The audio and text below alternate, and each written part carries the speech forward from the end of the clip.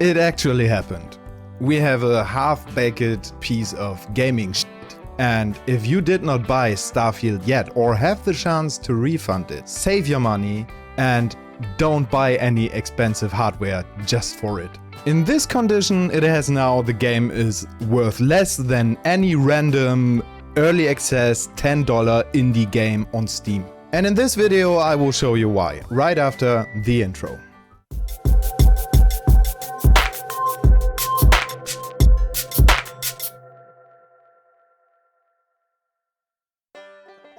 It might be necessary to start this with a little disclaimer. For the last couple of months I was on the hype train too, and I really wanted to play that game and I wanted to make content about it. I even bought some of the unnecessarily expensive merchandise. I mean, I literally played from the very first minute it was possible. And in the first couple of hours, everything seemed just fine. The intro sequence, the graphics looked even better than what I expected, and starting as just a little mining scumbag working somewhere deep inside the caves is at least something new. But now I'm at round about 40 to 50 hours and I have to say, whew.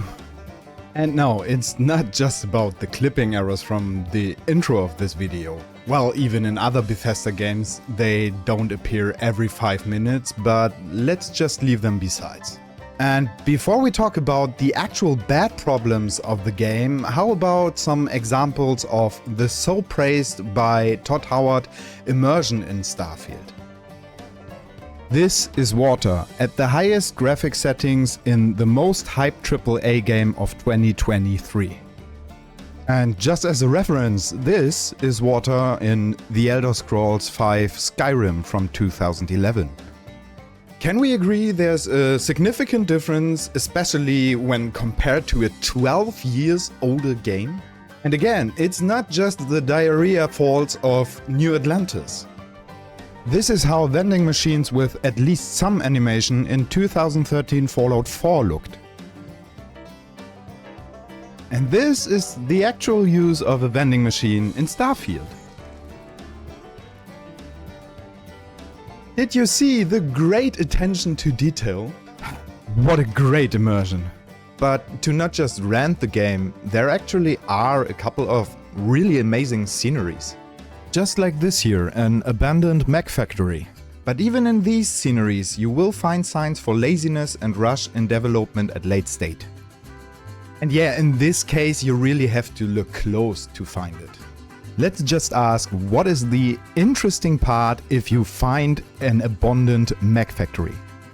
Yeah, right, the mech wrecks. The thing is that Bethesda does have only one static model of the very same mech. So randomly all of them are tipped to the very same posture, no matter if inside the building or outside, if half buried in scrap or laying around in the sand.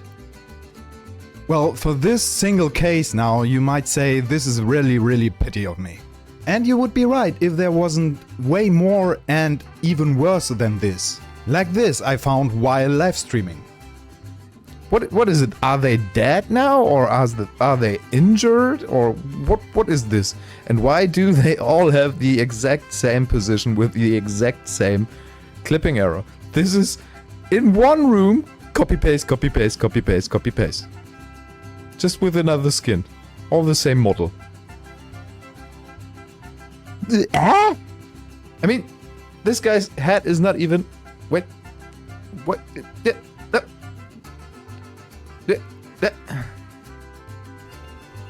I mean, why is the backpack there? Why is the head not laying on the pillow?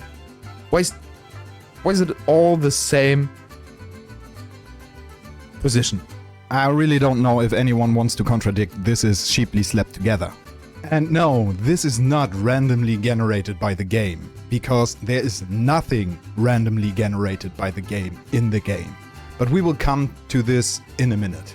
Because before we get into this topic, I want to show you one more scene that happened in a room right next door to what you have just seen. In my other save game, she's shaking too. She is definitely dead, but she has an animation. For some reason. And that's not just in this safe game. She's doing this always.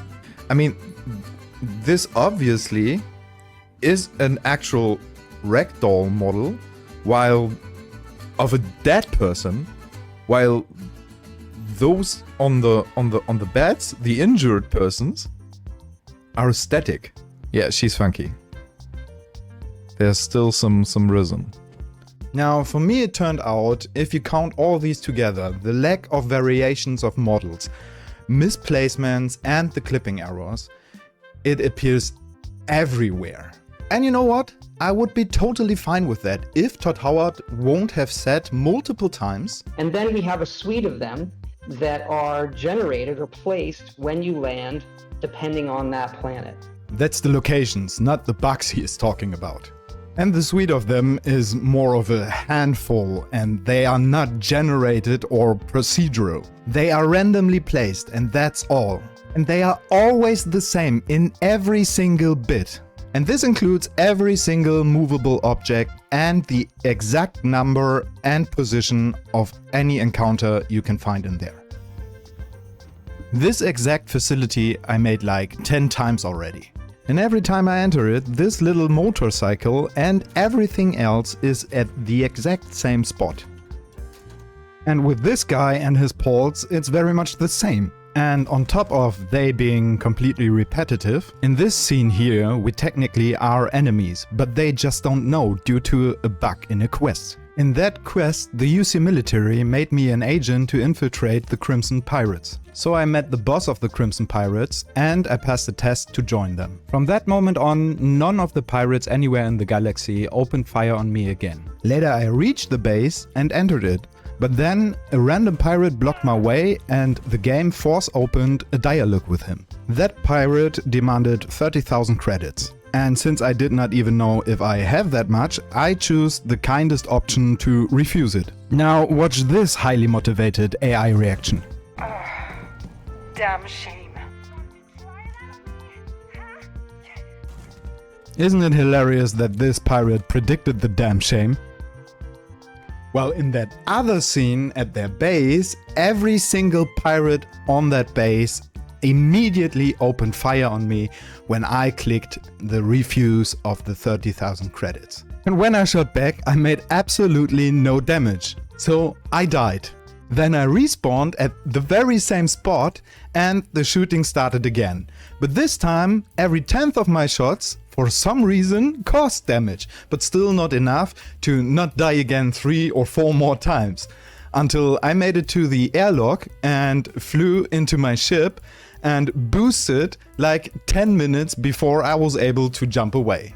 Now, this base is red for me. Means it is an enemy. But none of the Crimson Pirates anywhere else in the galaxy. They are kind of confused chickens.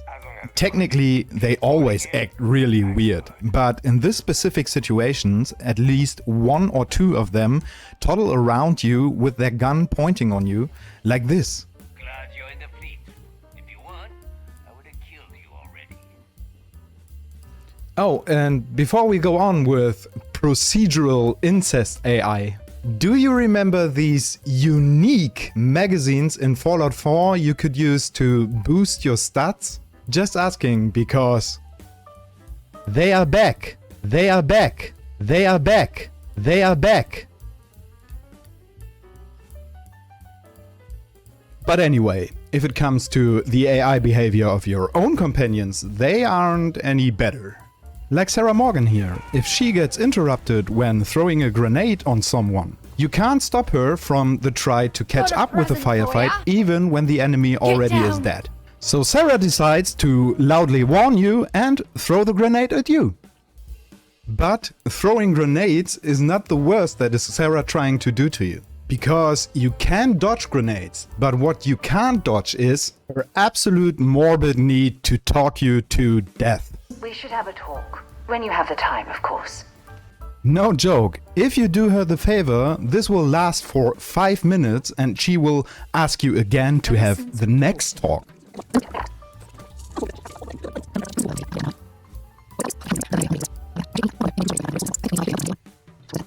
And each of these dialogues costs you like 3 to 5 minutes. I counted like 50 so far, and that means it is 2.5 hours of the 10 to 15 hours she's now with me. At some point of this torture, she will lead you to the diarrhea falls of New Atlantis, where you both decide to marry soon. Now, if you think this is the end of your shetty attitude, this is a big nope.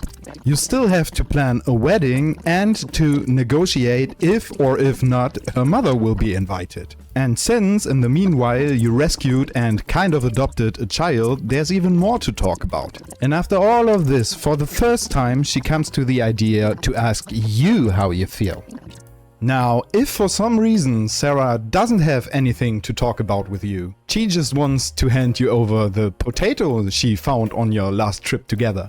And at that point you will realize you are going to marry the daughter of Preston Garvey and Dogmeat. Oh shit.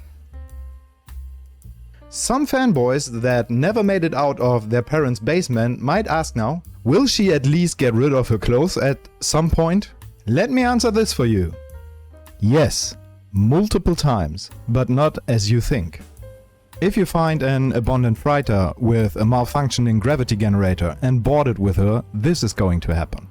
Every 15 seconds the gravity will turn off and on again, and Sarah will show up her amazing skills and high-speed dressing.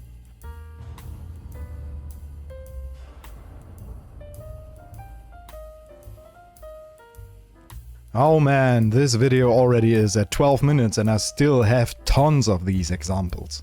Well, let's just quickly skip a couple of these and come to the last big chunk. Floating dudes, skipped. Disarming mines by just putting them into your pocket, skipped. This dude not knowing he is dead but you still can loot him, skipped. Seriously, why is it always some dead people showing more movement than some that at least should be alive? Anyway, this girl still holding her gun after she put it away, skipped.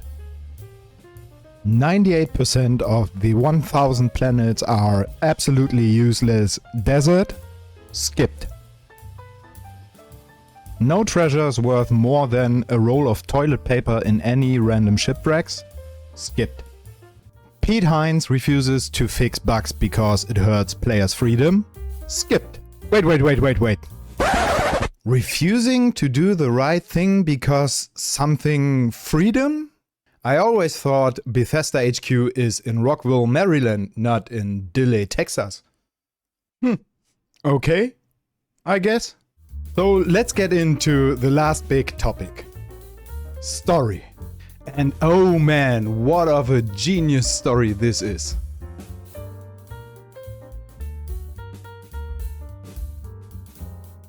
You are going to find a fragment of an alien artifact. I mean, holy cow! But not only that, you are the only one to use it. And you're going on an expedition for more of them.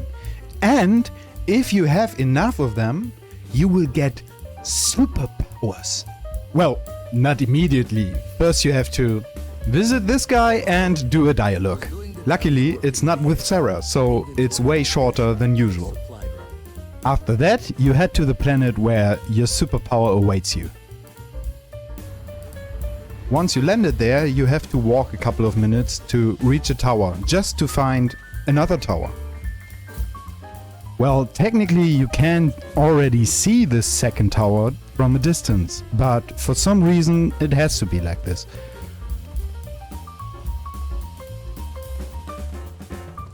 Once you're at the first tower, you immediately turn to the second and walk there. This takes you another 5 to 10 minutes.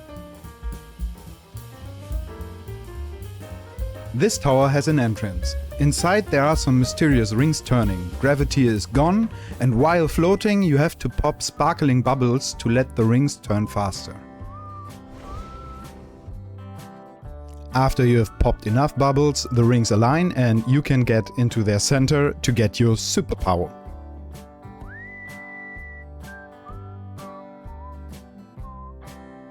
And this all just took you 15 to 20 minutes. Now, nothing repetitive and everything just fine? Nope. You have to repeat this exact same procedure another 6 times. And to be honest, I gave up on this after the 3rd time. And at least for now, this dead miner that appears for no reason next to you every time you leave one of these towers is the last bug scene I will have seen in Starfield. Now, if you want to comment this video with something like, "Oh, what a shit show," please let me know if you're talking about the game or this video. That's just for me, so I can divide the brainwashed fanboys from the actual humans. So far, thanks for watching and please don't forget to like and subscribe. See you next time. Bye.